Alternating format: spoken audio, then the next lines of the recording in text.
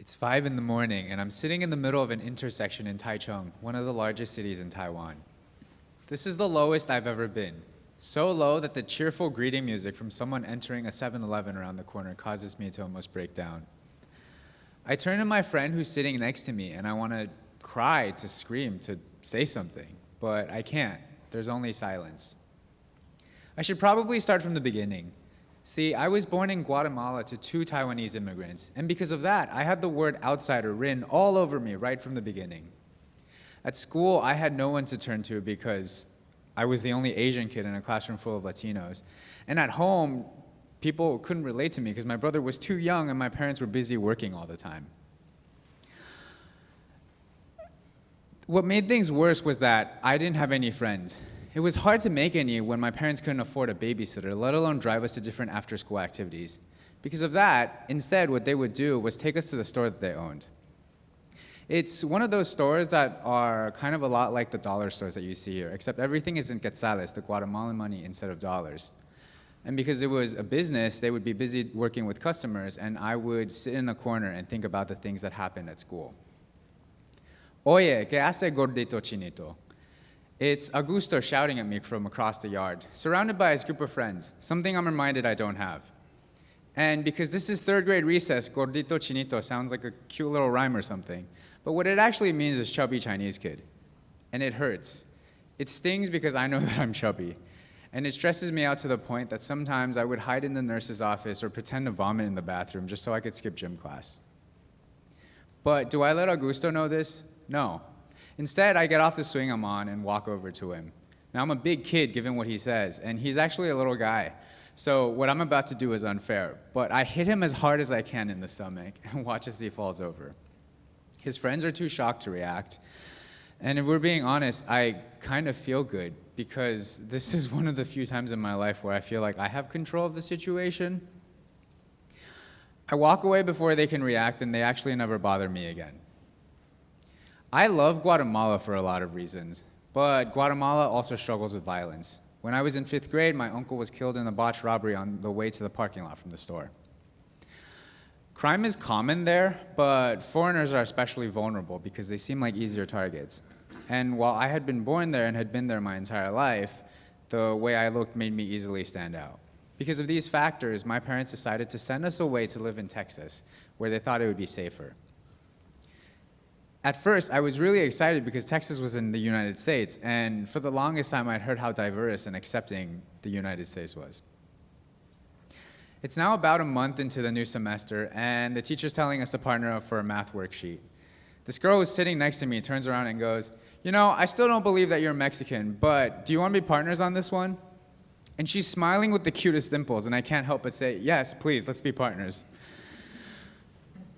I know what she says isn't from a place of malice, but it still stings a little bit, because as hard as I try, I can't seem to convince people that no, not everything south of the border is Mexico. And sometimes even the adults or the teachers don't really care. But I don't say anything, because at least now I sort of fit in, and that's better than having no friends at all. Growing up, I started to develop this fear of never belonging. Belonging is different from fitting in. To me, belonging is being a part of a greater community, of being something more. And that was something I did not believe I could ever do, only just fit in. Around 9th grade, my parents decided to move us again, this time to Taiwan, so that we could live closer to relatives and also understand the country that they were from. I'm in beginner's Chinese class now. 你的中文听起来好奇怪哦. The Chinese teacher is telling us that my Chinese sounds really strange. And she has a look on her face. It's the same look I get everywhere I go. Same look I get from the cashier at the grocery store and the waitress at the restaurant. And I know what they're all thinking. How can someone who looks Taiwanese and is living in Taiwan not be able to speak the language properly? I don't ever say anything to them, though.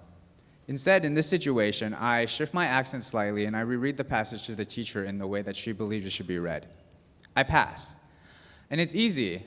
But inside, I feel like I've just given up another piece of myself. It's 4 years later, and I find myself back in the middle of the intersection where we started this. It's 5 in the morning, and I'm about to have a meltdown. I turn to my friend Pierre, who's sitting next to me, and I want to say something, but I can't. He's actually half French, half Taiwanese, kind of an outsider like me. But the difference was that he had been born there and had lived there his entire life, so he had found a place for himself. And because of that, I didn't believe that he could fully understand what I struggled with. So I didn't say anything. Suddenly, someone walks out of the 7-Eleven, and the cheerful music strikes again, and I start crying. I turn to my friend Pierre, and I say, "I'm so unhappy, I don't know what to do." Surprised, he looks at me, and in a way only high schoolers can, he goes, "Bro, why are you crying?" I try to explain that because we're about to graduate soon, I have to leave, and this will just be one more place that I can't call home, and I'll have to say goodbye to everyone. He thinks about what I say for a second, and then with this kind of anger that I'd never seen from him before, he goes, "I've been stuck here my whole life, but you've been able to travel to so many places, and that's something most people don't have the privilege of doing." I wanted to say something back, but I was too shocked to respond. Over the years, I've thought a lot about what he said that night and the perspective it's given me. Here was my best friend, someone who I wanted to be more like, wishing he could have some of the things I had instead. More than that, I came to realize that while I can't stay in one place forever, I can always keep with me the best parts of each.